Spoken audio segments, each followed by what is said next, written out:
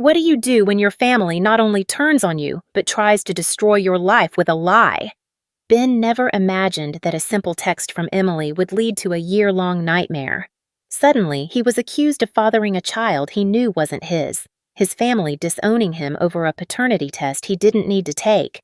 His world spiraled as his parents sided with Emily and pressured him to take responsibility for something he didn't do. Now, he's been cut off, lied about, and left to pick up the pieces of his shattered family. Stay tuned for the full story and how Ben takes back control of his life. Don't forget to subscribe for more shocking family drama. All right, so here's the deal. My life turned into a total mess about a year ago, and I can't keep this bottled up anymore. Never thought I'd be sharing this on Reddit, but sometimes your family goes off the rails and you're left standing there like, what the hell just happened? Let me start from the beginning because trust me, this is one of those situations where you're just like, seriously? How did this even get here? So, I've known my buddy Ben and his sister Emily for years. We grew up in the same neighborhood, hung out sometimes, but nothing too deep, right? Emily was always a little different. I'm not trying to sound harsh, but she had some mental health struggles. It wasn't my business, though. Ben didn't talk about it much, and I didn't pry, but everyone knew she had her issues. Then, about a year ago, Emily reaches out to me out of nowhere and says she's pregnant. Fine, cool, no big deal, but then she says I'm the dad. Now, I want to be crystal clear here.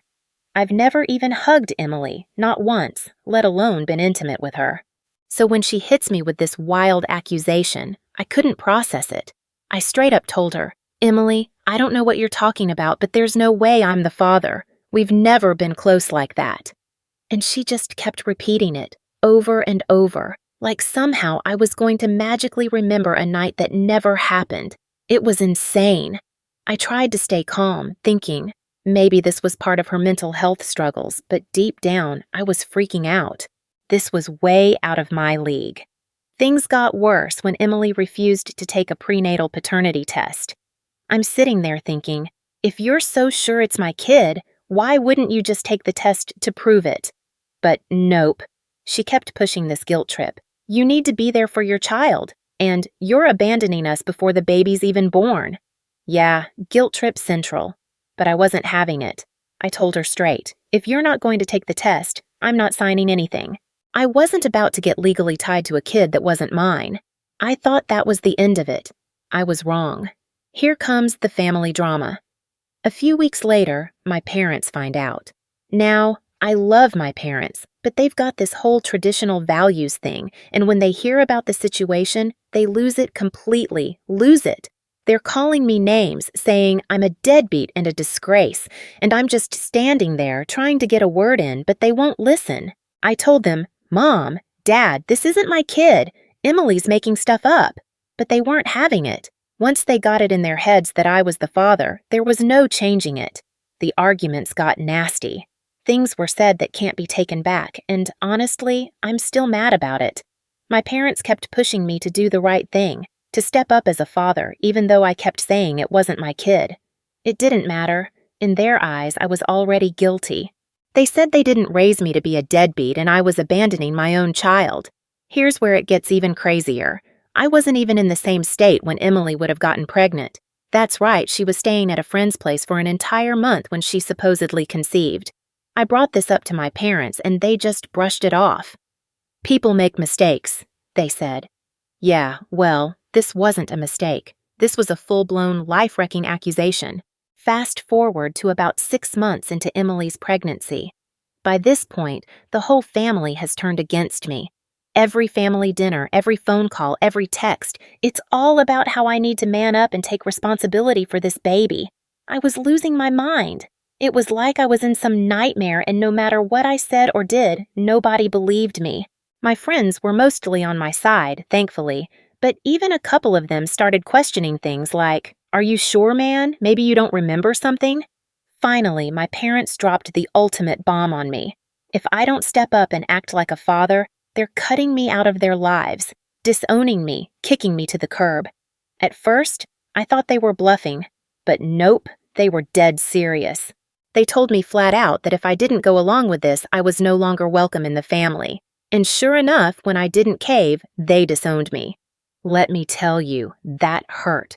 I was pissed off, confused, and just plain hurt. These were the people who raised me, who were supposed to have my back, and they chose to believe someone else over me. My own family threw me out like I didn't matter. It was brutal. Things got even weirder after the baby was born. My mom was there at the hospital, playing the role of proud grandma. I didn't even know until later. Emily still wouldn't take the paternity test, so I had to go through some legal stuff to get it done. When the results came in, guess what? Not my kid. 0% chance I was the father. And as soon as I got that paper in my hand, I felt this wave of relief and anger all at once. I sent the results to my parents, thinking, finally, they'll see the truth. They'll realize they were wrong and everything will go back to normal. Nope. Instead, they started blowing up my phone with apologies, offers of money, and begging me to forgive them. My dad even sent me a few $100 in the mail, like that was going to fix things. But here's the thing. I kept the money. Yeah, I took it. I felt like they owed me for all the crap they put me through. But forgive them? No way. I made it clear that if they were willing to disown me over something like this, I wasn't going to risk opening myself up to that kind of betrayal again. Most of my friends were on my side, but a few, along with my therapist, started saying things like, maybe you should give them another chance. They're your parents after all. And I get it, I really do. But how do you just forgive someone who was ready to throw you away so easily? How do you trust someone who believed a lie over their own child? That's where I'm at now, stuck between knowing I did nothing wrong and wondering if I should even bother trying to fix things with my family. But every time I think about it, I remember how quickly they turned on me, and I can't shake the feeling that they failed me when I needed them the most. All right, so after everything that went down with my parents and Emily's baby drama, you'd think things would calm down, right? Nope. Life had other plans for me. If anything, the whole mess just kept spiraling. You'd think proving I wasn't the dad would have been the end of it, but man, I wish it was that simple. Turns out, when people don't want to admit they messed up, they'll do anything to avoid taking responsibility. So, after the paternity test results came in and confirmed I wasn't the father, I thought, all right, now my parents will realize they were wrong and maybe things can get back to normal. But instead of the relief I was expecting, things got way more complicated. First off, Emily completely lost it. She started spreading rumors around town, claiming I had faked the test or somehow tampered with it. Yeah, you read that right. In her mind, I had convinced an entire lab to rig the results in my favor. Like, how would I even do that? I'm just a regular guy, not some criminal mastermind who knows how to manipulate DNA tests. But Emily? She wasn't listening. She was dead set on painting me as the bad guy in her twisted version of the story. She went around telling everyone that I was abandoning her and the baby, that I'd tricked everyone into thinking I wasn't the father. It made no sense, but it didn't matter. People started believing her. In a small town, rumors spread like wildfire, and before long I was getting dirty looks at the grocery store, like I was some kind of monster. I even had people approach me, demanding to know why I wasn't stepping up to take care of my kid. It was infuriating. I had the test results to prove I wasn't the father, but no one seemed to care. Emily was out there playing the victim, and I was being blamed for something I had no part in. I'd never felt more helpless in my life. It's one thing when your family turns on you, but when the whole town starts thinking you're the villain, that hits different. And my parents? They were still trying to play nice, but it was obvious they didn't know how to deal with the mess they'd created. My mom kept calling, leaving these long, emotional voicemails about how she just wanted the family back together. But she didn't even acknowledge what had actually happened. She just wanted to sweep everything under the rug like it never went down. She even suggested I come over for dinner, like that would magically fix everything. It wasn't just awkward, it was insulting. After everything they'd put me through, they thought a few dinners and fake smiles would make it all okay? No apology. No acknowledgement of how badly they messed up. Just, let's move on. It was like they didn't realize how deeply they had shattered my trust. And that's the thing, once trust is broken like that, it's not something you can patch up with a meal and a hug. It takes real work, real effort to rebuild it, and they weren't even willing to admit they were wrong. Then came the kicker.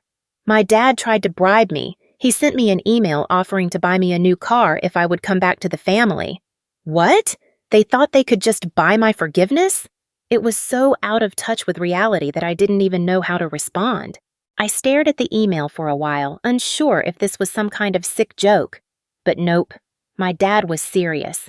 I couldn't respond. I wouldn't. What do you even say to something like that? They didn't care about fixing things the right way, they just wanted me back because it was convenient for them. The fact that they thought throwing money at me could solve everything made me realize just how little they understood about what they'd done. But the worst part came when I found out Emily had started reaching out to people I knew, trying to drag them into her drama. She even contacted my ex-girlfriend, Ashley, and tried to convince her that I was a terrible person who had abandoned his kid. Sam and I hadn't spoken in years, so imagine my surprise when I get a text from her saying, "We need to talk." At first, I had no clue what she was talking about, but then she explained how Emily had been messaging her, stirring up old drama. That was the moment I almost lost it. I called Emily, demanding that she stop. I was done with the games, done with the lies. I wasn't going to let her drag my friends and exes into her mess, but she just laughed and hung up on me. It was like talking to a brick wall. She was so lost in her own delusion that nothing I said could break through. At this point, I seriously considered getting a lawyer involved. I didn't want to take it that far, but what choice did I have? Emily was out here ruining my reputation. My parents were enabling her, and I felt like I had no one in my corner. My closest friends supported me, sure, but even they didn't know how bad things had really gotten. Eventually, I had to make a decision. I couldn't keep living in this constant state of stress, waiting for the next rumor to pop up or the next crazy accusation to come my way. I decided to cut ties completely, not just with Emily, but with my parents too. It wasn't easy. It sucked, actually. But I knew I couldn't keep letting them drag me down. I wrote my parents a long email explaining everything. How I felt betrayed, how they had failed me, how I couldn't trust them anymore. I didn't sugarcoat anything. I told them straight up that I wasn't ready to forgive them, and I didn't know if I ever would be. I told them that if they wanted any chance at a relationship with me in the future, they'd have to start by actually apologizing and taking responsibility for their actions. No more pretending everything was fine. No more sweeping things under the rug. As for Emily, I blocked her on everything. I couldn't deal with her manipulations anymore. She wasn't my problem, and I wasn't going to let her keep dragging me into her mess. I even had to tell Ben, her brother, that I couldn't be around his family for a while. That was tough, because Ben's always been a good friend, but I had to put my own well-being first. It's been a few months since I cut them off, and honestly, it's been a relief. Sure, there are days when I feel guilty or second-guess myself, but overall, I know I made the right call. Sometimes you have to walk away, even when it's hard. And yeah, it's messy and complicated, but at least now I'm not constantly looking over my shoulder waiting for the next disaster to hit. I can finally breathe again. But man, if you told me a year ago that this is where I'd end up, I never would have believed you. Life's funny like that, I guess. Update 1. All right, so here's where things get even weirder. I thought cutting ties with Emily and my parents would be the end of the chaos. Like, I figured once I removed them from my life, everything would calm down and I could move on. But of course, things don't work out that easily. Cutting them off? That was just the beginning of a whole new mess. A couple of weeks after I sent that email to my parents and blocked Emily, I get this unexpected message from an old high school friend, Chris. We hadn't talked in years, but out of nowhere, he's asking if I'm doing okay. Okay? At first I'm thinking, okay, that's random. But then he tells me that my parents reached out to him. Now, Chris and I weren't even that close back in the day, so for my parents to contact him, that was a huge red flag. Apparently, they'd been going around trying to get people to talk to me on their behalf. I'm talking old friends, distant relatives, even people I barely know. They were telling everyone that I was in a bad place and that they were worried about me. It was like they were trying to make me seem like the one who was unstable. And the worst part? They were framing the whole thing as if I was the one who needed to apologize for cutting them off. Chris was cool about it. He knew something was up and wanted to give me a heads up. But it didn't stop there. Over the next few days, I started getting messages from all sorts of people. People I hadn't spoken to in years. People I'd only met a few times. They were all saying the same thing. Your parents are really worried about you. Or, "You should give them another chance." It was insane. They had somehow convinced all these people that I was the bad guy in this situation, that I had gone off the rails and needed to make amends. I couldn't believe it. Here I was, just trying to move on with my life, and my parents were out here doing a full-on PR campaign trying to make me look like the villain. I felt like I was in some kind of weird alternate reality where nothing made sense. No matter how much I tried to stay away from the drama, it just kept finding its way back to me. The final straw came when they reached out to my boss. Yeah, you heard that right. My parents called my job. I don't even know how they got the number, but they somehow tracked down my boss's contact info and called the office telling him they were concerned about me and that I wasn't in the right headspace. Can you imagine how humiliating that was? My boss pulled me into his office one day looking all serious and asked if everything was okay at home. I was stunned. I didn't even know what to say at first. Like, what do you say when your boss is asking if your parents think you've gone off the deep end? I explained the whole situation to him, and luckily he was super understanding about it. He even apologized for bringing it up. But man, the damage was done. My own parents were out there trying to mess with my job now. It felt like they were determined to ruin everything for me just because I wouldn't bend to their will. After that, I had no choice. I went to a lawyer and started the process of getting a restraining order against them. I didn't want to take things that far, but what choice did I have? They were messing with my career, my friends, my peace of mind. I had to protect myself even if it meant legally cutting them off. The process was long and stressful. There were court dates, paperwork, and just a whole lot of anxiety that came with it. But at the same time, I felt a weird sense of relief. Like, finally, I was taking control of the situation. No more letting them invade every part of my life. No more letting them manipulate the narrative. Of course, when they found out about the restraining order, all hell broke loose. My mom sent me this long, guilt-trippy email about how she never imagined her own son would do this, and how family is supposed to stick together no matter what. She kept saying that I was tearing the family apart, that I was the one causing all the pain. It was textbook manipulation, but I didn't bite. I didn't respond. I wish I could say that was the end of it, but things got even worse before they got better. One day, I came home from work to find my car vandalized. Someone had keyed the word liar into the side of it.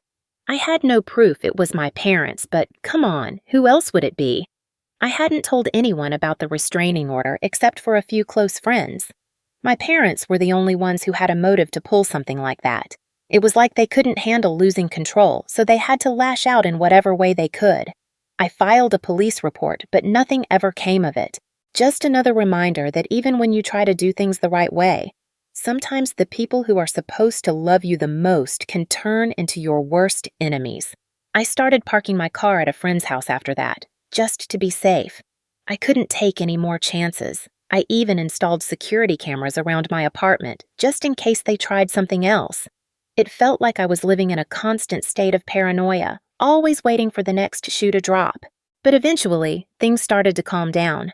The restraining order went through, and my parents were officially barred from contacting me or coming anywhere near my home or workplace. It was a huge weight off my shoulders. For the first time in what felt like forever, I could finally breathe. It's been a few months now, and I'm still picking up the pieces. I had to do a lot of damage control with friends and coworkers, explaining everything to make sure they knew the truth. Most of them were supportive, but a few were skeptical. "Are you sure your parents would really go that far?" they asked. I get it, it's hard to believe, but when you've lived through it, you understand just how far some people will go when they feel like they're losing control.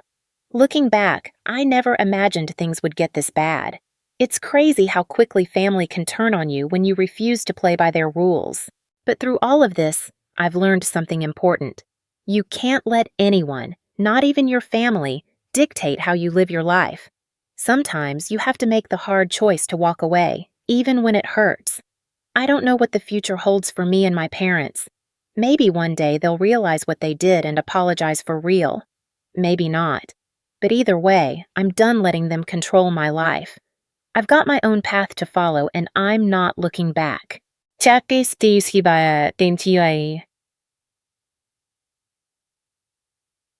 So here's where things take a turn. After I finally got the restraining order and started trying to rebuild my life, I thought things would settle down. But surprise, surprise, life had other plans. Just when I was starting to breathe again, my parents found a new way to mess with me. This time, it wasn't direct contact, no vandalizing my car or sending me emails. No, this was on a whole new level of messed up. One day, I'm sitting at home, minding my own business, when a letter arrives in the mail. Nothing too strange about that, right? Except this one was from a lawyer. At first, I thought it was something related to the restraining order, maybe some final paperwork. But nope. It was a lawsuit. My own parents were suing me for emotional distress. I couldn't even believe it. They were actually suing me for cutting them off, claiming that my actions had caused them severe emotional damage and that they were entitled to compensation. They even said I had alienated them from the rest of the family, which was absurd, considering they were the ones who isolated me, not the other way around. I sat there, staring at the letter, trying to process what was happening. Who does that? Who sues their own kid because they're upset about being cut off?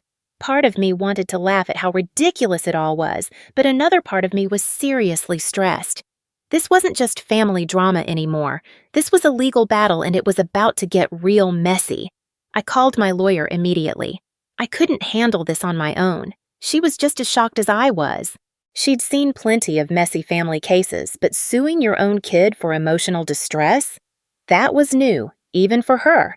We went over the details of the lawsuit, and while most of it was obviously bogus, I knew we couldn't ignore it. They were serious about it, and that meant I had to fight back. The next few weeks were a blur of meetings, phone calls, and stress. I had to gather all the evidence, everything that had happened, the paternity test results, the restraining order, the harassment I'd been dealing with. My lawyer was confident we could win, but it still felt surreal that it had come to this. My own parents were trying to drag me through the mud in court, all because I refused to let them control me anymore. But here's the thing. They didn't stop at just the lawsuit. Oh no, they had to take it a step further. They started reaching out to other family members, trying to turn them against me.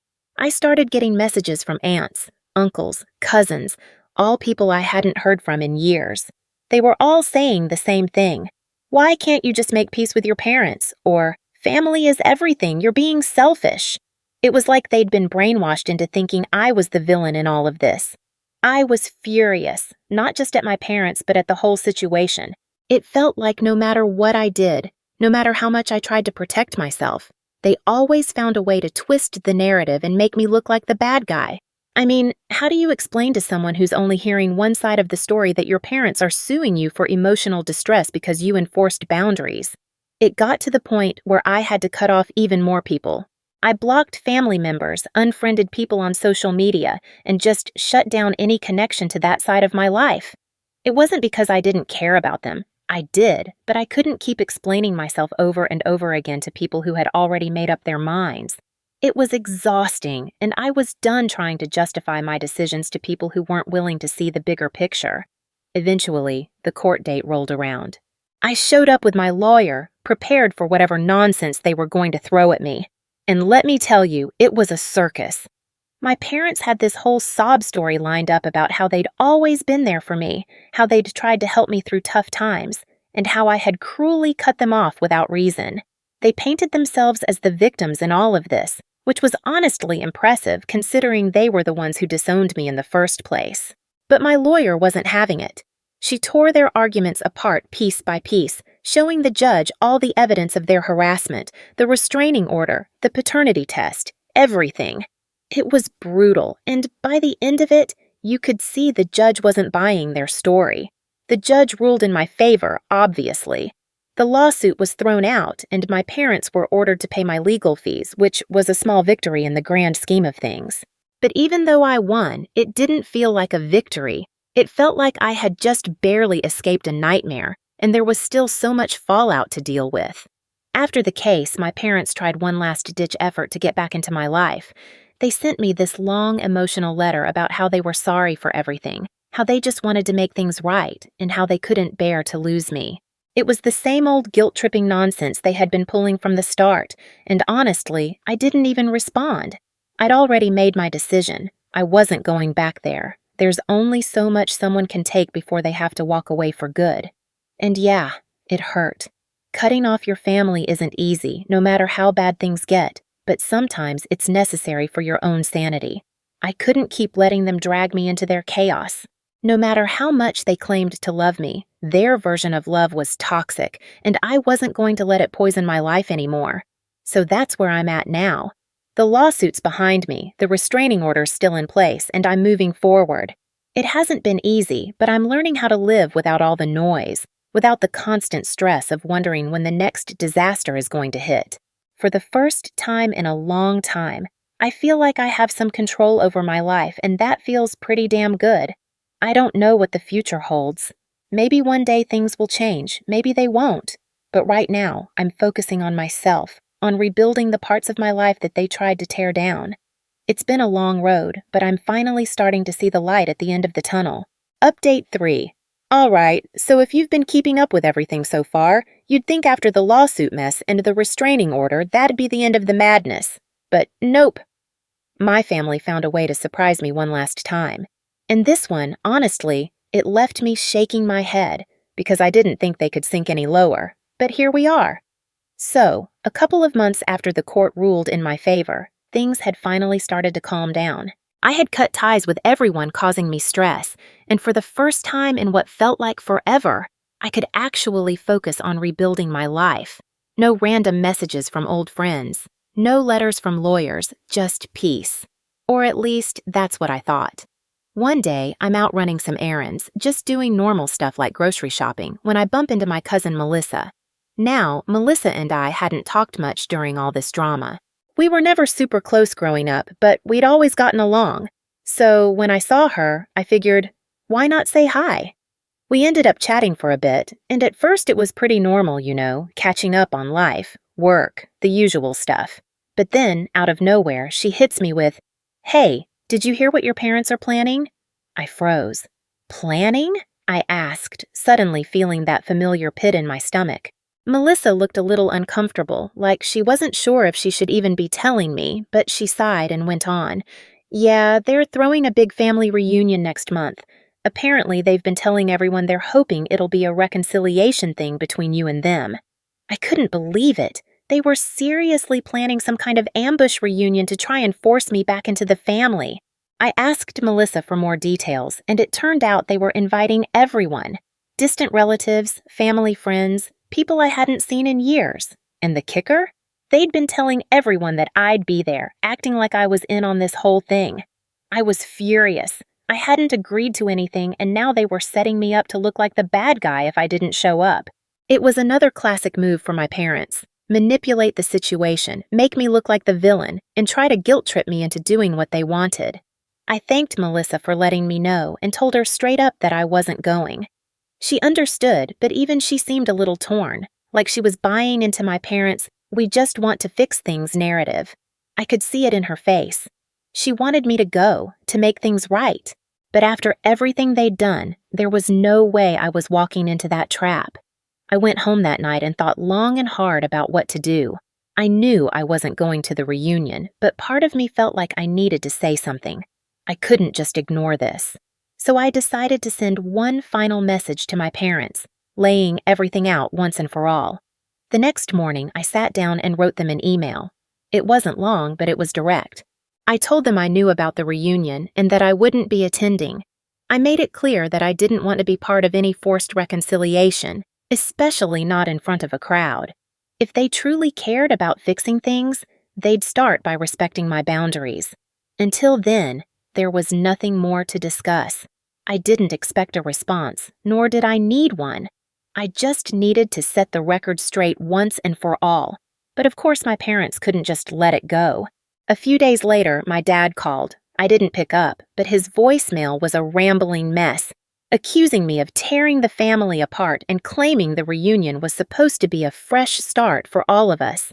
He even tried to guilt-trip me, saying, "Your grandparents would be so disappointed in how you're handling this." That voicemail hit me hard, not because I believed it, but because it dragged me back to all those times my parents used guilt and manipulation to get their way. They would pull any card they could to make me feel like the problem, even if it meant dragging in my grandparents' people who had always supported me, by the way. It was as if they couldn't accept that maybe, just maybe, they were the ones who needed to take a hard look at themselves. I didn't respond to the voicemail. What was the point? I had said my piece, and I wasn't going to let them drag me back into their drama. But that didn't mean it didn't weigh on me. For days, I kept thinking about the reunion, about all the relatives who were there, probably thinking I was just refusing to make peace. I wondered how many of them knew the full story, and how many were just swallowing the twisted version my parents had fed them. The reunion came and went, and I didn't hear a word from my parents afterward. I saw some photos on Facebook, happy faces, family hugs, the whole deal.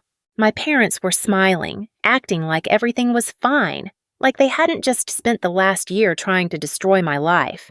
It was weird seeing them like that, pretending everything was perfect. But I guess that was always their thing. Pretending. A few weeks later, I ran into Melissa and she told me the reunion had been awkward. A lot of people had expected me to show up, and when I didn't, there were uncomfortable conversations. My parents tried to explain my absence, but according to Melissa, it didn't go over well. A few relatives even started questioning why I wasn't there and why my parents hadn't been more honest about the situation. I guess not everyone was buying their story after all. And so, here we are. I've managed to distance myself from the drama, but I know it's always lurking just beneath the surface. My parents will probably never admit they were wrong, and I've accepted that. I can't change them. But what I can change is me.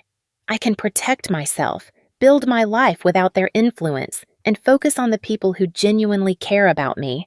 It's been a long road, and I'm not going to lie, it still hurts sometimes. Cutting off your family isn't easy.